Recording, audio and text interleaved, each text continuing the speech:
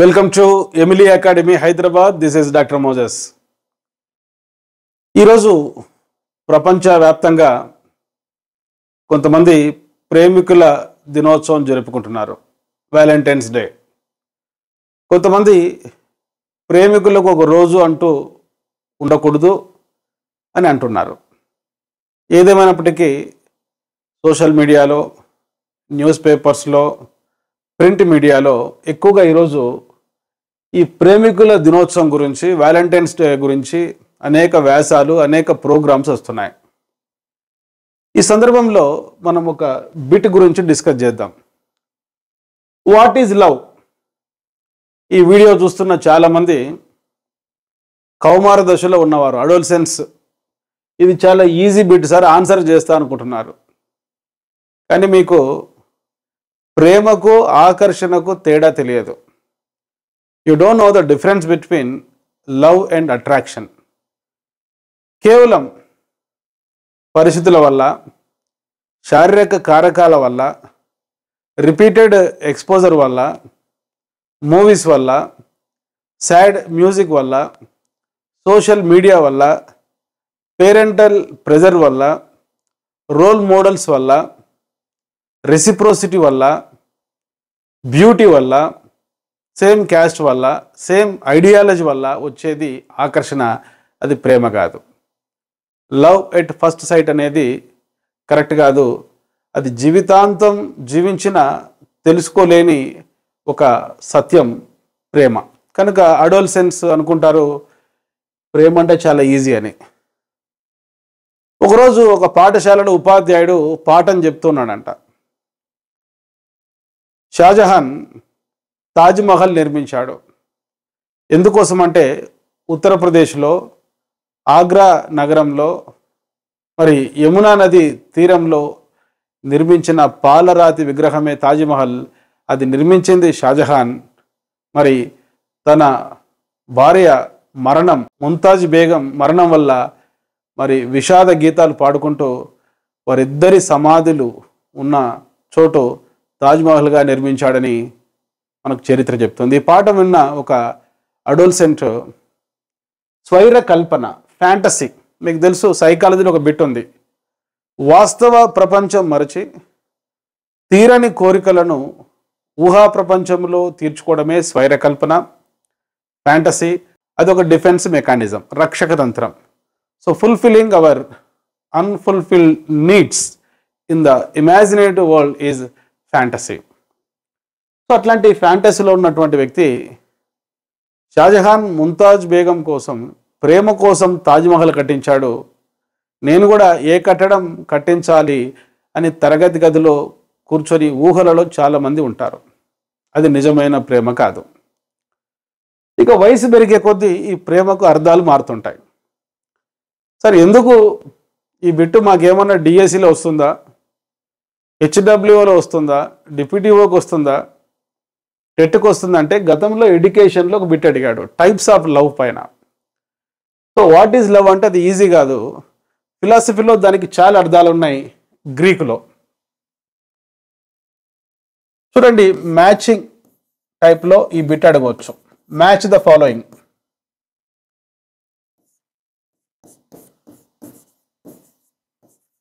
Storz, eros, philia,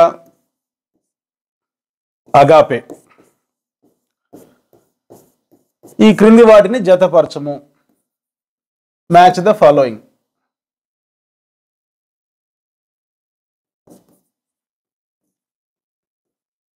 మీరు try చేయండి ఈ బిట్కి ఆన్సర్ చేయడానికి. ఒకవేళ రేపు ఎడ్యుకేషన్లో ఈ బిట్ అడిగితే మీరు ఆన్సర్ చేయొచ్చు. ఇది 1, 2, 3, 4 ఉన్నాయి ఇక్కడ. Storge, eros, philia, agape.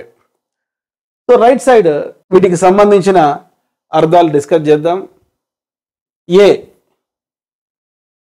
షరతులు లేని ప్రేమ, అన్కండిషనల్ లవ్.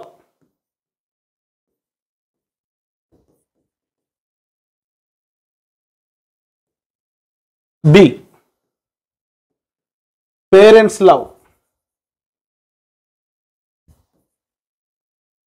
టువర్డ్స్ చిల్డ్రన్, పిల్లల పట్ల తల్లిదండ్రుల ప్రేమ. సి, రొమాంటిక్ లవ్, శారీరకపరమైన ప్రేమ.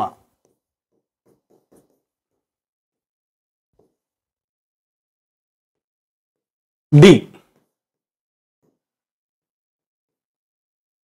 ఫ్రెండ్స్ లవ్, స్నేహితుల మధ్య ఉండేటువంటి ప్రేమ. చూడండి, ఫస్ట్ మీరు చాలా ఈజీ బిట్ అనుకున్నారు, వాట్ ఈజ్ లవ్ అనుకుంటే, గ్రీకులో మరి ప్రేమ రకాలపైన చాలా అర్థాలు ఉన్నాయి. ఈ బోర్డుపై రాసినటువంటి బిట్ గతంలో ఎడ్యుకేషన్లో అడిగారు, అందుకే నేను February 14th చెప్తే మీకు ఈ బిట్ బాగా గుర్తుంటుందని చెప్తున్నాను. స్టోర్జే, ఈరాస్, ఫిలియా, అగాపే. రేపు డిప్యూటీఓలో ఈ బిట్స్ అడిగినప్పుడు, హెచ్డబ్ల్యూలో లేక సైకాలజీలో ఈ బిట్ అడిగినప్పుడు మీరు తప్పనిసరిగా రాంగ్ ఆన్సర్ చేస్తారు. ఎందుకంటే మీకు తెలిసిన ప్రేమ వేరే. ప్రేమకు ఆకర్షణకు తేడా తెలియని వయసులో ఉన్న కౌమార దశలోని విద్యార్థులు జాగ్రత్తగా వినండి. ఈనాడు అగాపే లవ్, ఈ అగాపే లవ్ అనేటువంటిది ఒక షరతులు లేని ప్రేమ. 4కు ఏ, అన్కండిషనల్ లవ్, సిచ్యువేషన్స్ని బట్టి కాకుండా, లేక ఒక వ్యక్తి యొక్క సాంఘిక ఆర్థిక స్థితిని బట్టి కాకుండా, ఒక వ్యక్తి ఏమిస్తున్నాడు అనే విషయాన్ని బట్టి కాకుండా, ఎక్స్పెక్టేషన్స్ని బట్టి కాకుండా ఒక వ్యక్తి అందించే ప్రేమ అన్కండిషనల్ లవ్. దాన్ని మనం షరతులు లేని ప్రేమ అంటాం. దాన్ని గ్రీక్లో అగాపే లవ్ అంటాం. ఇది ప్రపంచంలో ఏ మనిషి అందించలేడు. Super natural power, A for almighty, దేవుడు అందించే ప్రేమ, గాడ్స్ లవ్. దేవుడి తర్వాత అంతో ఇంతో మనం మనుషుల ద్వారా ఈ అన్కండిషనల్ లవ్ పొందాలంటే, షరతులు లేని ప్రేమ పొందాలంటే, మనల్ని యాజ్ ఇట్ ఈజ్గా ప్రేమించే వ్యక్తులు, ఎక్స్పెక్టేషన్స్తో సంబంధం లేకుండా, సక్సెస్తో సంబంధం లేకుండా ప్రేమించే వ్యక్తులు ఎవరైనా ఉన్నారంటే వాళ్ళు ముఖ్యంగా తల్లి, మదర్. అందుకే మదర్స్ లవ్ అనేది చాలా విలువైనది. కనుక ఆ మదర్ కోసమైనా మీరు జాబ్ సాధించాలి. కనుక 4కు మనం చెప్పుకున్నాం ఏ ఆన్సర్. తర్వాత స్టోర్జ్. ఈ స్టోర్జ్ అనేది ఒక ఫ్యామిలీలో కనపడేటువంటి లవ్. ముఖ్యంగా పేరెంట్స్ పిల్లల పట్ల చూపేటువంటి లవ్, తల్లిదండ్రులు పిల్లల పట్ల చూపేటువంటి సహజమైన ప్రేమ, ప్రతి కుటుంబంలో కనపడేటువంటి ప్రేమ. దాన్నే మనం గ్రీక్లో స్టోర్జ్ అంటాం లవ్కి సంబంధించి. అగాప అంటే అది ఒక్కోసారి తల్లి కూడా అందించలేదు. తల్లి కూడా కొన్ని సందర్భాలలో యంగర్ వన్ ఎక్కువగా ప్రేమిస్తుంది, ఎల్డర్ వన్ ఎక్కువగా ఫాదర్ ప్రేమించవచ్చు కొన్ని కుటుంబాలలో. కనుక ఇక్కడ మనం చెప్పుకున్న అంశం ఏంటంటే, అగాపే అంటే షరతులు లేని ప్రేమ, అన్కండిషనల్ లవ్. స్టోర్జ్ అంటే ఇప్పుడే చెప్పుకున్నాం, పేరెంట్స్ లవ్ టువర్డ్స్ చిల్డ్రన్, తల్లిదండ్రులు తమ పిల్లల పట్ల చూపేటువంటి ఒక సహజమైన ప్రేమ. తర్వాత ఫిలియా. మీకు తెలుసు, అడోల్సెన్స్ స్టేజ్లో కళాశాలల్లో, పాఠశాలల్లో కొన్ని గ్రూప్స్ ఉంటాయి. ఆ గ్రూప్స్లలో ఒక గ్రూప్ ఏంటంటే చమ్స్. చమ్స్ అంటే క్లోజ్ ఫ్రెండ్స్. చమ్స్కు క్లిక్స్కు డిఫరెన్స్ ఉంది. క్లిక్స్ అంటే వీళ్ళు కూడా క్లోజ్ ఫ్రెండ్సే. క్లిక్స్ వారు మాత్రమే ఫ్రెండ్స్గా ఉంటారు, ఇతరులతో కలవరు. They sit together, they talk together, they eat together, they study together, they travel together. ఏదైనా ఇద్దరు లేకుంటే ముగ్గురు ఒక గ్రూప్గా ఏర్పడి మరి క్లోజ్గా ఉంటే వాళ్ళని మనం క్లిక్స్ అంటాం. అయితే చమ్స్ అట్లా కాదు, డియరెస్ట్ ఫ్రెండ్స్, ప్రియమైన స్నేహితులు, క్లోజ్ ఫ్రెండ్స్, ఒకరికొకరు విడిపోలేనంత క్లోజ్ ఫ్రెండ్స్. ఇట్లాంటి క్లోజ్ ఫ్రెండ్స్ మధ్యలో ఉండేటువంటి ప్రేమ ఫిలియా. ఫిలియా అనేది ఈ స్నేహితుల మధ్య ఉండేటువంటి ప్రేమ. మనం డిస్కస్ చేస్తున్నాం గ్రీకులో ప్రేమ రకాలు. రేపు ఎడ్యుకేషన్లో ఒక బిట్ రావచ్చు కాబట్టి ఈరోజు నేను అది ఎక్స్ప్లెయిన్ చేస్తున్నాను. సో నెక్స్ట్ మిగిలింది ఏంటంటే ఈరాస్, మనోవిశ్లేషణ సిద్ధాంతం. సైకో అనాలిసిస్ థియరీ సిద్ధాంతంలో సిగ్మండ్ ఫ్రాయిడ్ 2 ఇన్స్టింక్ట్స్ గురించి చెప్తాడు. ఒకటి ఈరాస్, ఇంకొకటి థేనటాస్. సో ఈరాస్ అంటే ఒక న్యాచురల్ ఇన్స్టింక్ట్, సహజాతం, శారీరకపరమైన ప్రేమ, ఇది రొమాంటిక్ లవ్కు సంబంధించింది, శారీరకపరమైన ప్రేమకు సంబంధించింది ఈ రాశి. ఇది ఎక్కువగా అడోల్సెంట్ స్టేజ్లో ఉంటుంది. కనుక ఇంటర్ చదువుతున్న విద్యార్థులు, మరి డిఎడ్ చదువుతున్న విద్యార్థులు, డిగ్రీ చదువుతున్న విద్యార్థులు, ముఖ్యంగా టీనేజ్లో ఉండేటువంటి విద్యార్థులు, 13 to 21 ఇయర్స్ మధ్యలో ఉండే విద్యార్థులు ప్రేమలో పడడానికి ఎక్కువగా అవకాశం ఉండే వయసు ఇది. ఇది నేను చెప్పలేదు, సైకాలజీలో ఉంది. సోషల్ సైకాలజీలో చాలా ఫ్యాక్టర్స్ ఉంటాయి ఒక వ్యక్తి ఆకర్షణకు గురి కావడానికి. రిపీటెడ్ ఎక్స్పోజర్, పదే పదే చాటింగ్ చేయడం వల్ల, పదే పదే ఒక వ్యక్తి ఎదురు కావడం వల్ల, పదే పదే ఒక వ్యక్తితో మాట్లాడడం వల్ల. సిట్టింగ్ పొజిషన్, ఎప్పుడైనా పాఠశాలల్లో కళాశాలలో ప్రేమ అనేది, ఈ సిట్టింగ్ పొజిషన్ అనేది కూడా ఒక ఫ్యాక్టర్గా ఉపయోగపడుతుంది. మరి ఎక్కువగా 3 రకాల సిట్టింగ్ పొజిషన్స్ ఉంటాయి పాఠశాలల్లో కళాశాలల్లో. సైడ్ బై సైడ్, చూడండి ఇక్కడ పక్క పక్కన ఒక బెంచ్ పైన కూర్చున్నప్పుడు ప్రేమ పుట్టదు. తర్వాత బ్యాక్ బై బ్యాక్, ముందు బెంచ్లో ఒకరు కూర్చుంటారు, వెనక బెంచ్లో ఒకరు కూర్చుంటారు, ఇక్కడ కూడా ప్రేమ పుట్టదు. ఇంకొక సిట్టింగ్ పొజిషన్ ఉంటుంది కళాశాలల్లో పాఠశాలలో, అది ఫేస్ టు ఫేస్. కెమిస్ట్రీ ల్యాబ్లో ఇక్కడ చూడండి, ప్రేమ్ ఇక్కడ కూర్చున్నాడు, ఇక్కడ బాలిక కూర్చున్నది. ఇక్కడ కెమిస్ట్రీ ల్యాబ్లో ప్రయోగం చేస్తున్నారు. ఏవో కొన్ని కెమికల్స్ కలిపితే ఆ కెమికల్స్ పోగా ఇట్లా వాళ్ళకు ప్రేమ సింబల్లో కనపడుతుంది. So love happens in chemistry lab. కనుక ఈ face to face sitting position అనేది ప్రేమకు కారణం. ముఖ్యంగా టీనేజ్ వాళ్ళు జాగ్రత్తగా వినండి. ఇది ప్రేమ కాదు, ఆకర్షణ. మనం చెప్పుకున్నటువంటి ఈ రాశి ఇది. ఎందుకంటే విలువైన టైం పోగొట్టుకుంటున్నారు మీరు, విలువైన మనీ పోగొట్టుకుంటున్నారు మీరు. లక్ష్యం లేకుండా, గోల్ లేకుండా, సినిమాలలో చూపించేటువంటి ఆ రియల్ లైఫ్లో కావాలని కోరుకుంటూ, ప్రాణానికి ప్రాణంగా ప్రేమించే తల్లిదండ్రుల ప్రేమ, స్టోర్జ్ లవ్ కావచ్చు, అగాపే లవ్ కావచ్చు, ఇవి పోగొట్టుకొని క్షణికావేశంతో తప్పులు చేస్తున్న డియర్ ఫ్రెండ్స్ చాలా జాగ్రత్తగా వినండి. ఫిజికల్ బ్యూటీ, మరి కౌమార దశలో మంచి మంచి కవితలు రాస్తావు, ఎందుకంటే ఫేస్లో ఒక గ్లో ఉంటుంది కాబట్టి, మంచి మంచి డ్రెస్సులు ఉంటాయి కాబట్టి. చిరునవ్వు చిందిస్తే నేను చితి నుండి లేచొస్తా, మరు జన్మకు కరుణిస్తే ఈ జన్మకే ఈ క్షణమే మరణిస్తా అని. మరి ప్రేమ వివాహం చేసుకున్నారు, బాగానే ఉంది, ప్రేమిస్తే సినిమా మాదిరి. ఏమైంది ఆ తర్వాత? లైఫ్లో అడ్జస్ట్మెంట్ ప్రాబ్లమ్స్, చాలా అడ్జస్ట్మెంట్ ప్రాబ్లమ్స్ ఉంటాయి సోషియో ఎకనామిక్ స్టేటస్ని బట్టి. ఆ కవిత 5 ఏళ్ళ తర్వాత ఉండదు. 5 ఏళ్ళ తర్వాత ఏమంటామంటే, మ్యారేజ్ ఈజ్ అ హోమ్. పెళ్ళి అనేది ఒక ఇల్లు లాంటిది. పెళ్ళి కాని వాళ్ళు ఎప్పుడెప్పుడు ఆ ఇంటిలోకి వద్దామా అనుకుంటారు, పెళ్ళైన వాళ్ళు ఎప్పుడెప్పుడు ఆ ఇంటిలో నుంచి బయటికి పోదామా అనుకుంటారని కొత్త పాట పాడుతూ ఉన్నాం. అందుకే టైం వేస్ట్ చేసుకోవద్దు, లక్ష్యం పట్ల గురిపెట్టు. మరి ప్రేమికుల రోజు, గ్రీకుల ప్రేమ ఎన్ని రకాలు, నువ్వు ఆశిస్తున్న ప్రేమ ఎలాంటిది, అమ్మా నాన్న చూపిస్తున్న ప్రేమ ఎలాంటిదో ఒకసారి తెలుసుకో. డియర్ ఫ్రెండ్, చెప్తున్నా నేను ఒక important bit. What is love అంటే చెప్తున్నా, గ్రీకులో 4 రకాలు ఉన్నాయి. Storz, ఈరాస్, philia, agape. చెప్పుకున్నాం. స్టోర్జ్ అనేటువంటిది మరి పేరెంట్స్, తల్లిదండ్రులు పిల్లల పట్ల చూపించేటువంటి ఒక సహజమైన ప్రేమ. ఈరాస్, ఇది శారీరకపరమైన ప్రేమ, రొమాంటిక్ లవ్. ఇది ఒక సహజాతాల వల్ల, ఇన్స్టింక్ట్స్ వల్ల వచ్చేటువంటి ప్రేమ. తర్వాత ఫిలియా చెప్పుకున్నాం, చమ్స్, క్లిక్స్, క్లోజ్ ఫ్రెండ్స్ మధ్యలో ఉండేటువంటి ఒక ప్రేమ, ఈ యొక్క ఫిలియా.